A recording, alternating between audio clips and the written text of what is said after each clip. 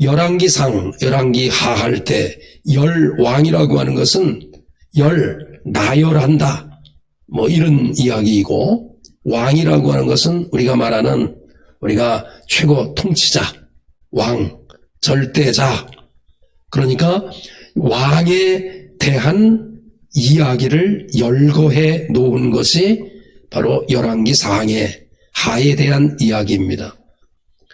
특히 열왕기 상하에 기록되어져 있는 이 기간을 보면 한 400년이라고 하는 이 기간에 그 왕의 역사를 쭉 기록한 것입니다.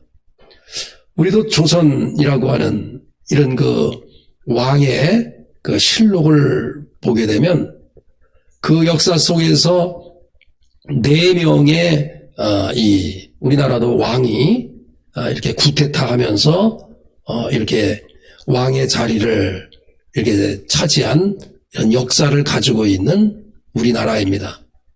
그런데 이 27명의 이 왕들의 역사가 우리나라의 역사를 쭉 이어내려 가는데, 우리가 이 성경에 기록되어져 있는 열왕기 상하에 기록되어져 있는 그 왕들의 이야기를 보면 한 40명 정도의 왕이 쭉 나열됩니다.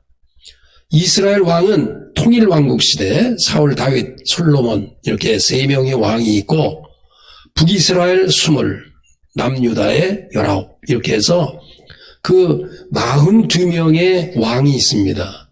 근데 보면 열왕기 상하에 기록되어 있는 말씀을 보면 다윗 왕부터 이제 쭉 연결되어지면서 남유다의 그 시드기야 왕이 죽는 이야기로 이렇게 끝이 나요. 그러니까 전체 보면 사울은 사무엘 상하에서 기록되어 있기 때문에 제외시킨다고 하면 41명의 왕의 역사를 이렇게 기록하고 있다는 것입니다. 그러면 왜 이 열왕기 상을 기록하고 하를 기록한 이 무명의 어떤 신앙인이 무엇 때문에 400년의 역사를 이렇게 돌이켜가면서 누구를 위해서 무엇 때문에 이것을 기록했는가에 대한 물음에 우리가 답을 얻을 수 있는 것은, 이것이 기록되었을 때의 그 역사의 어떤 배경을 살펴보면 이런 것 때문에, 이런 이유로 인해서 지난 과거 400년의 역사를 이렇게 뒤돌아보면서 여기에서 교훈을 삼으려고 하는 거구나 라고 하는 것을 알 수가 있어요. 여러분이 사무엘 열왕기 하에 맨 마지막 25장 27절 쭉 이하에 보면 그 남유다의 마지막 그 왕이었던 여호야긴이라고 하는 이 왕이 있습니다. 근데 이 여호야긴이 이렇게 바벨론으로 붙잡혀갔다가 그 당시에 왕으로부터 이렇게 그 자유함을 얻어서 감옥에 일단 들어갔다가 이게 풀려나는 이런 그 일이 있었습니다. 그래서 여러분이 그 성경 25장 하에 보면 여호야긴이 바벨론에 붙잡혀갔다가 감옥에 들어갔는데 풀려지는 이야기가 나와요. 근데 그 당시에는 이 바벨론이 세계를 다스리고 있었던 아주 큰 나라, 제국이었기 때문에 소수 민족들이 살고 있는 왕들을 다 잡아다가 그쪽 감옥에다가 이렇게 집어넣다가 이렇게 때로는 이 여호야긴처럼 풀어주기도 해요. 왜냐하면 왕들의 가문, 또 왕들은 어느 정도 보장을 해주기도 해요. 그래서 열왕기 하에 있는 말씀을 보면 바벨론의 포로로 붙잡혀갔던 여러 왕들이 있는데 그 중에서 여호야긴이라고 하는 사람은 뭔가 보장을, 더 혜택을 더 많이 준 것을 알 수가 있어요. 그래서 풀려났다라고 하는 이야기로 열왕기 하를 마무리하고 있습니다. 그러면 이 끝의 이야기, 여호야긴이라고 하는 이야기를 통해서 끝을 맺는다고 하면, 이 열왕기 상하에 대한 이야기가 끝이라고 한다고 하면, 그 당시의 시대적 배경을 살펴보면 이런 것 때문에 이 무명의 신앙인이 열왕기상과 하를 기록했구나라고 하는 것을 알 수가 있어요.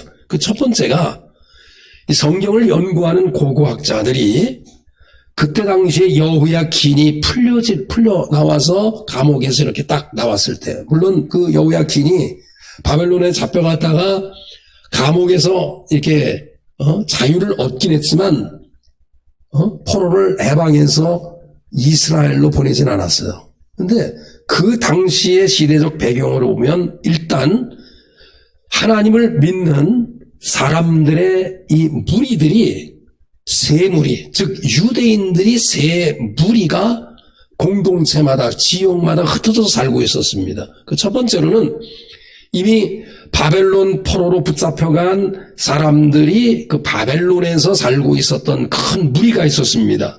근데 그 사람들은 바벨론에 붙잡혀간 사람들은 지식인, 기술자, 뭔가 바벨론에서 필요한 이 특수층의 사람들. 그러니까 바벨론이 바라볼 때 이익이 될 만한 유익한 사람들을 첫 번째 1차, 2차, 3차에 걸쳐서 붙잡아가요. 이 붙잡아간 사람들을 그곳에서 바벨론의 나라를 세우는 과정에 있어서 다니엘처럼 뭔가 높은 자리에 앉기도 하기도 하고 나라에서 이렇게 다스리는 일들을 해나갔습니다. 그래서 어느 정도 재산, 어느 정도 자유, 경제적인 이런 그 자유까지도 재산까지도 축적해 가면서 살아갈 수 있는 보장을 해줬어요.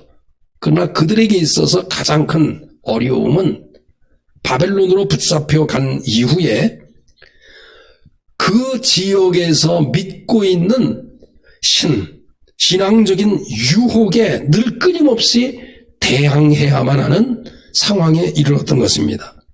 마치 다니엘처럼 이교도들의 유혹에 대항하면서 어떻게 하면 이 유대인들이 바벨론의 종교와 문화에 빠지지 아니할까 하는 이런 갈급한 마음이 있는 거예요. 고향 땅을 떠나가 있지만은 생활은 좀 더 편하고 보장된 삶을 살아가지만은 어떻게 하면 신앙을 지킬까 하는 이런 마음에 있었을 때 바로 그 시기에 어느 무명의 성도, 무명의 한 사람이 이 사람들을 위해서 신앙의 어떤 위협과 아니면 신앙의 갈등을 가지고 있는 바벨론 그 사람들에게, 포로로 잡혀간 그 사람들에게 지난 과거의 400년의 역사를 쭉 이렇게 살펴보면서 400년의 역사 속에 이런 일이 일어나지 않았느냐. 그러고 너희들은 바벨론 포로로 붙잡혀간 그 상황 속에서, 그렇게 되어진 그 상황 속에서 전적으로 하나님께 돌아와라. 전적으로 회개해서 하나님 품으로 돌아오고 하나님의 진리의 편으로 하나님 말씀으로 돌아오라고 하는 이런 메시지를 그 바벨론 포로로 붙잡혀간 그 사람들에게 말씀하고 있는 것을 알 수가 있어요.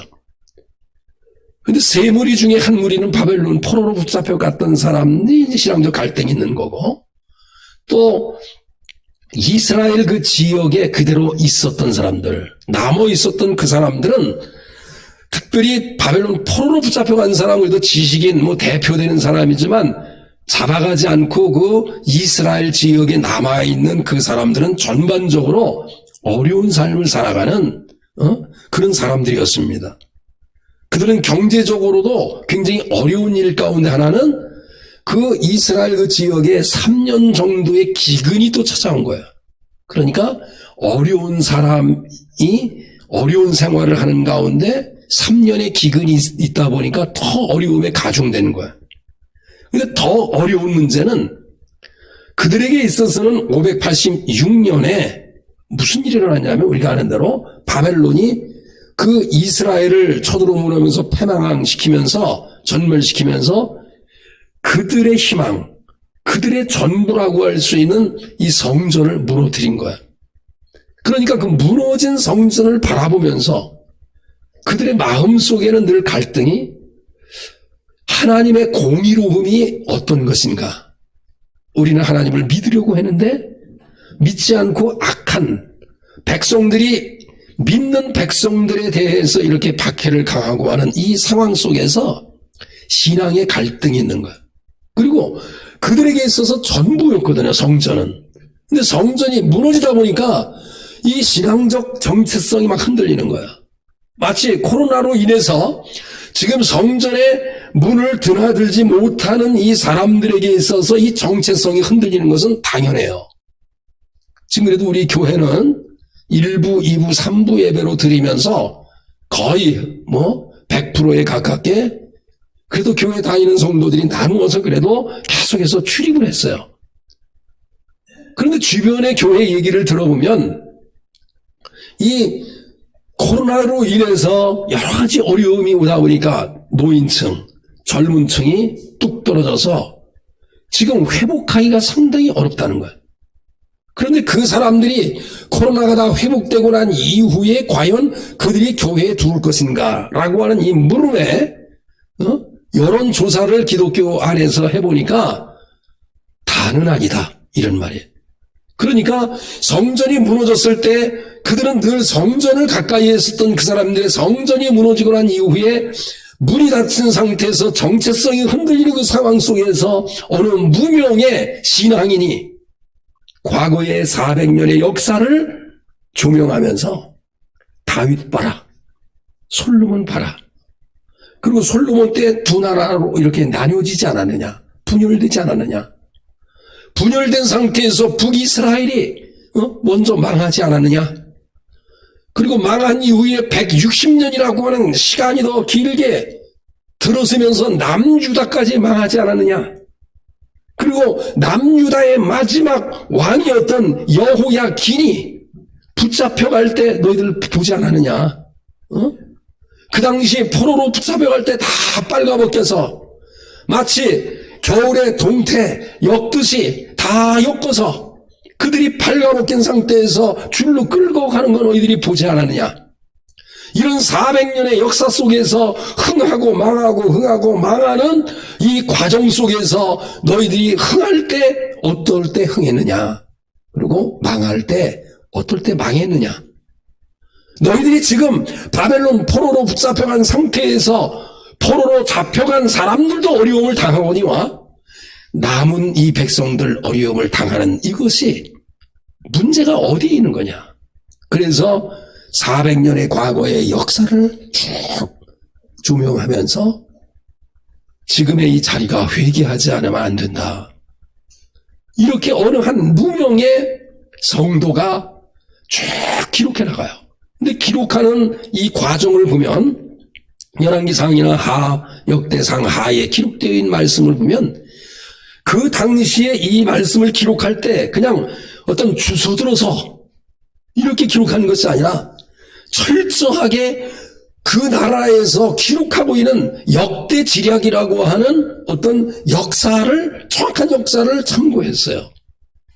그리고 솔로몬의 어떤 역사를 쭉 기록한 솔로몬의 실록, 왕의 실록을 가지고 기록했어요. 그 이외에도 하나를 더 참고해서 세 개를 다 모아가지고 다 분석해서 객관적으로 이스라엘의 역사를 400년의 역사를 쭉 훑은 거예요. 마치 누가복음을 기록한 누가는 의사였거든요. 그가 누가복음을 기록할 때 평범하게 기록하지 않았어요. 그는 예수 그리스도의 그 행적을 하나도 놓치지 않고 드라마틱하게 구성을 쫙 해나가는데 그의 고백을 보면 그 당시에 많은 사람이 그리스도에 대한 업적을 기록한 많은 사람들이 있는데 나는 그것을 취해서 이것도 저것도 해서 객관적으로 내가 모든 것을 다 참고해서 누가복음을 기록했다라고 그렇게 이야기해요. 실제로 그래서 누가복음에 보면 예수 그리스도에 대한 행적에 대한 이야기가 빠지지 않고 고루고루 이렇게 기록된 것을 알 수 있어요. 그런데 이 열왕기상하가 바로 그렇다는 거예요.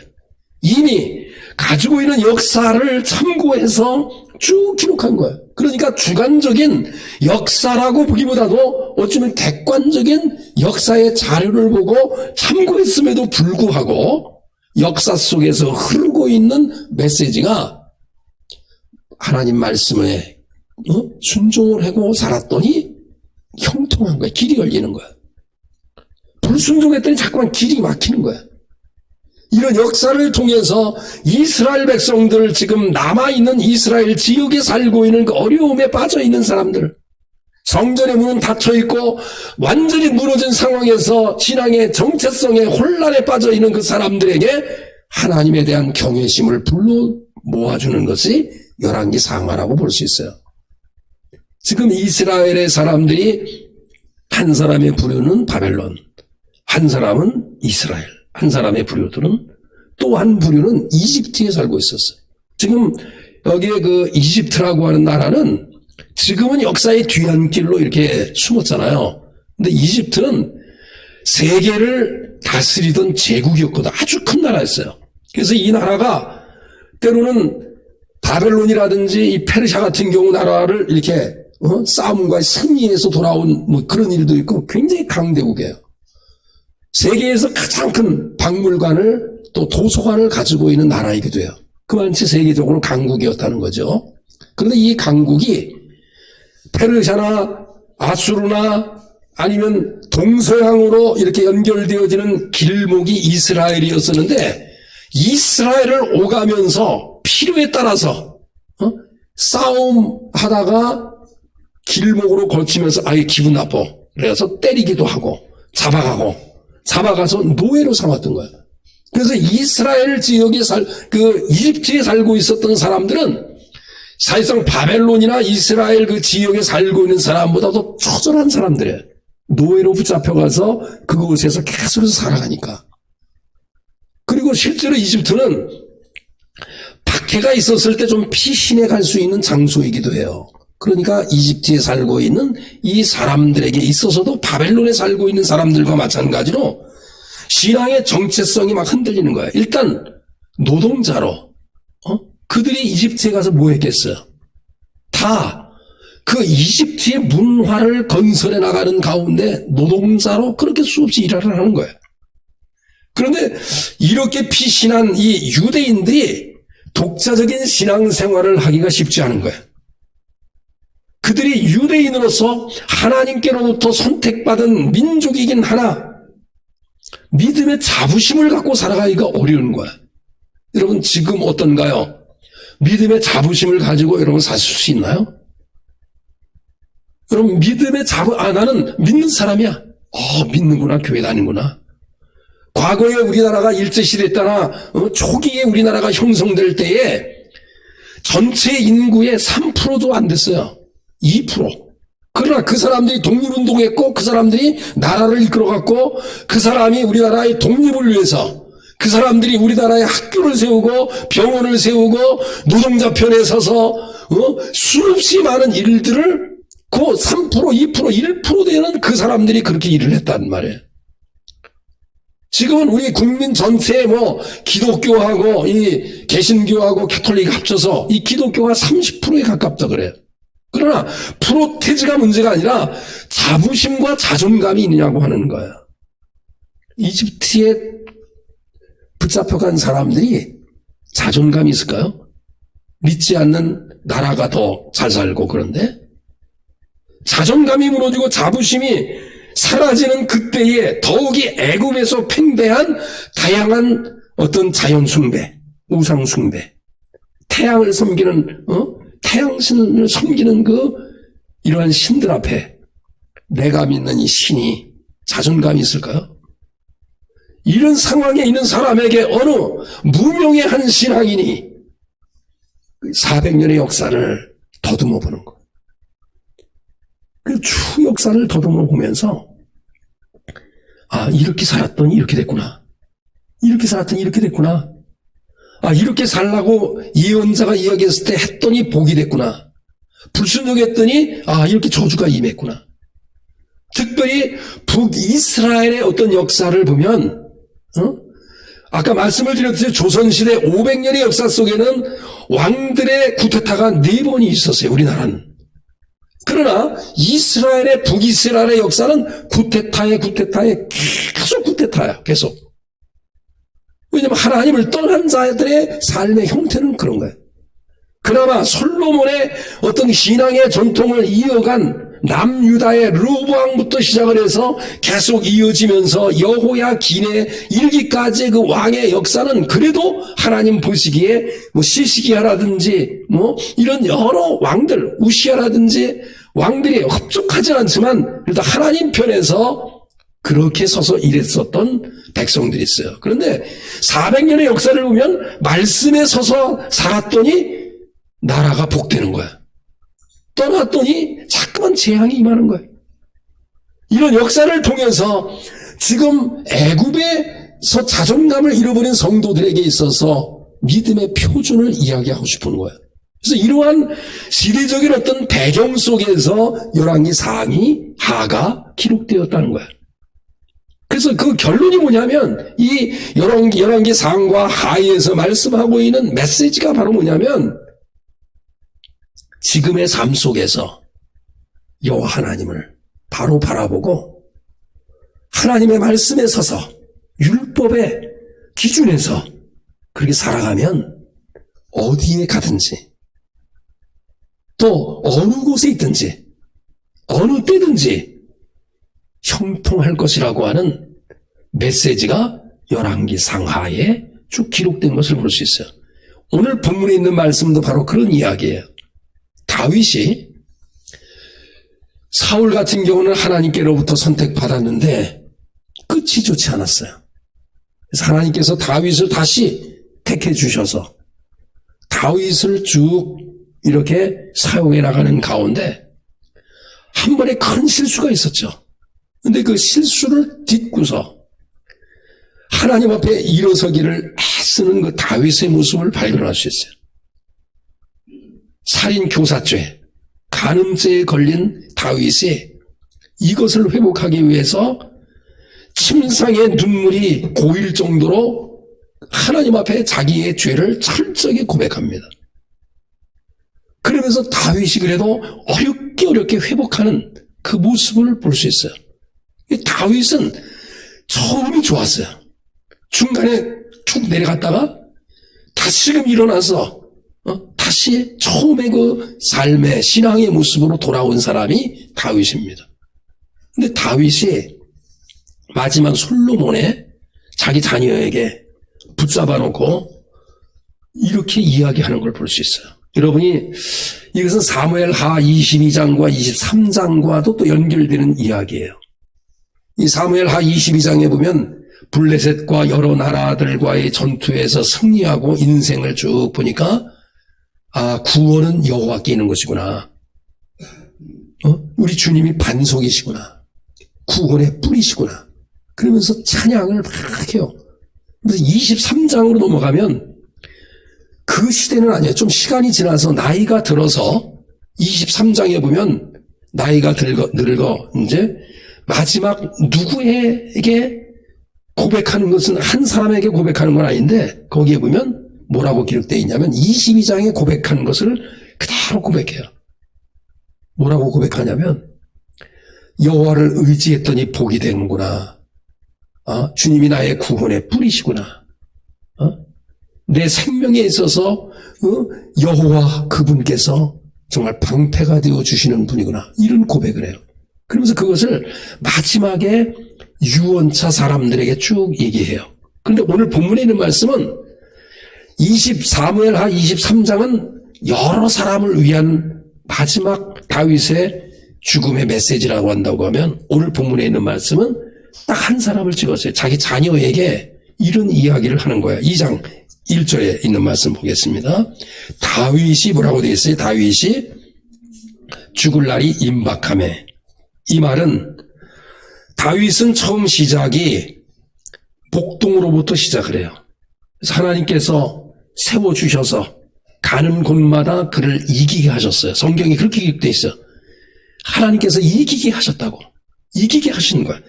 여러분의 삶도 여러분의 일터도 여러분의 경험과 능력이 문제가 있는 게 아니라 하나님이 여러분의 가정과 일터를 여러분의 자녀를 이기게 하실 수 있는 그런 역사가 있으셔야 돼요. 그래서 우리는 하나님의 도우심으로 우리가 같이 따라가는 이런 사람이 되어야 된다는 거예요. 그래서 목동으로부터 시작을 해서 이스라엘의 최고 통치자의 자리에 이르기까지 파란만장한 세월을 보내게 돼요. 정말 명군이요 성군이었던 다윗의 영향력이 보통이 아니었어요. 정치적으로 봐도 여러 가지 모양으로 봐도. 그런데 1절에서 교훈하는 것은 이러한 영화로운 세월도 뭐가 있다? 끝이 있다. 저와 여러분이 우리의 삶이 아무리 영화롭고 다윗처럼 목동으로부터 시작을 해서 최고 통치자에 이르는 자리에 이른다 할지라도 언젠가는 죽을 날이 있다는 거야. 꼭 명심하셔야 돼. 언젠가는 죽는다. 그래서 다윗이 죽을 날이 임박하매 그렇게 해야 되면 모든 것을 다 정치력도 잃어버리고 모든 것을 다 잃어버리게 됐어요. 그리고 2절로 넘어가면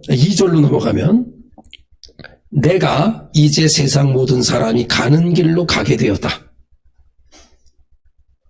다윗이 죽을 날이 임박했는데 그때 솔로몬을 불러서 첫마디 하신 말씀이 뭐냐면 유언이 2절이에요. 내가 이제 세상 모든 사람이 가는 길로 가게 되었다. 이 말은 단순한 이야기가 아니에요. 일찍이 여호수아도 이와 비슷한 표현을 어떻게 했냐면 나는 오늘날 온 세상이 가는 길로 가려니와. 여러분 우리가 죽음에 임박한다 할지라도 우리 믿음의 사람에게 있어서는 모세가 간 길이 있고 여호수아가 간 길이 있어요. 믿음의 조상이 간 길이 있어요. 저희 아버님이 하나님께로부터 부름을 받아서 간 그 길이 있다는 거예요. 노인이 되어 병들어서 비록 죽을 수밖에 없는 그 순간에 이른다 할지라도 다윗은 솔로몬에게 분명히 이야기해요. 우리가 가야 할 길이 있다. 우리가 천국이 있다는 이야기예요. 믿음의 조상들이 간 곳이 있다는 거야. 그러면서 2장 하반절에 보면 너는 힘써 대장부가 되라. 영어 성경이나 한글 성경에 보면 이 대장부라고 하는 것이 마치 남자처럼 이렇게 표현되어진 메시지예요. 근데 원어에 보면 이쉬로 되어 있어요. 이쉬라고 하는 것은 아담이라고 하는 것도 사람이라는 말이고 이쉬라고 하는 것도 이게 사람이라는 말이에요. 그 중에서 남성에 대한 어떤 그 격을 말할 때, 그러니까 남자다움, 뭔가 강함, 약하지 않음 이런 것을 의미할 때에 쓰는 단어가 바로 대장부 이쉬라는 말이에요. 그러니까 즉 사람답게 살아가라 이런 말이에요. 사람답게 살아가라. 사람답게 살 수 있는 것은 하나님과의 관계에서 말씀을 붙잡고 말씀대로 가르쳐야지만 살아야지만 사람답다 이런 의미를 갖고 있어요. 그러면서 의무 조항을 우리에게 말하는데 너는 심서 대장부가 되라. 그리고 여호와의 명령을 지켜서 그 길로 행하면서 그 법률과 계명과 율례와 증거를 모세의 율법에 기록한 대로 지켜라 이런 말이에요. 우리에게 두 가지 요구를 하고 계시니까 의무조항이에요. 우리는 언젠가는 죽는 날이 온다는 거예요. 그리고 우리가 가야 하는 그 길이 있어요. 그렇기 때문에 우리가 이 땅에서 믿음의 선조들이 간 길을 가기 위해서는 첫 번째의 의무조항은 나 사람처럼 살아라. 하나님과의 관계를 가지고 사람처럼 살아가라. 짐승처럼 살아가지 마라. 여호와의 명령을 지키라. 그러면 그 결과로 3절 하반절에 보면 이렇게 말씀합니다. 지켜 행하면 그러잖아요. 기록된 대로 지키면 이러잖아요. 그리하면 그러잖아요. 내가 무엇을 하든지 어디로 가든지 형통할 것이다 이렇게 말씀하셨어요. 바로 열왕기 상하에 기록되어져 있는 메시지요. 여호수아부터 에스라, 느헤미야, 에스더까지 연결되어지는 역사에 흐르고 있는 메시지의 핵심이 바로 그 말씀이에요. 그러면서 4절에 보면 내 앞에서 행하면 이런 조건을 달아요. 주 앞에서 모든 것을 행하면 이스라엘 왕 위에 오를 사람이 내게서 끊어지지 아니하리라. 이렇게 행하면. 그러나 행하지 않았을 때 어떻게 됐어요? 다 끊어졌잖아요. 이와 같은 것이 사무엘하 23장에서 쭉 나열하고 있는 거예요. 너희들 쭉 봐라. 악한 자는 끊어지리라. 23장에서 그렇게 말씀하고 있어요. 그러나 말씀의 선자는 지속되리라. 이스라엘의 역사 400년이라고 하는 역사를 더듬어 보면서, 그것도 400년의 역사를 쭉 살펴보면서 쭉 이야기를 해요. 그러니까 말씀에 순종했더니 이것이 형통하는 것이구나. 무엇을 하든지 어디로 가든지 형통하는 것이구나. 그리고 끊어지지 않는 것이구나. 영원히 지속되는 것이구나 라고 하는 것을 우리에게 교훈하는 메시지이기도 합니다. 저와 여러분이 이 다윗의 이 메시지, 솔로몬에게 남긴 이 메시지는 자기가 목동으로부터 시작을 해서 왕까지 살아오면서 모든 것을 다 경험한 사람 아니겠어요?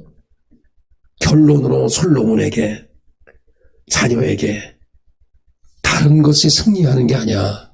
너의 미래는 여호와의 말씀에 사로잡혀서 그대로 살아가면 어디에 있든지 어느 곳으로 가든지 무엇을 하든지 형통한다고 하는 메시지, 이 메시지가 여호수아에게 하나님께서 하신 메시지고 하나님께서 모세에게 약속하신 메시지이기도 해요. 지금 코로나로 인해서 정체성이 좀 흔들리고 있는 믿음의 사람들에게 이 열왕기 상하의 이야기를 쭉 읽으시면서 또 말씀을 들으시면서 정체성이 회복될 수 있기를 바라고, 더 하나님께 진실되게 다가가는 여러분이 되셔서 말씀의 승리자가 될 수 있기를 간절히 축원합니다.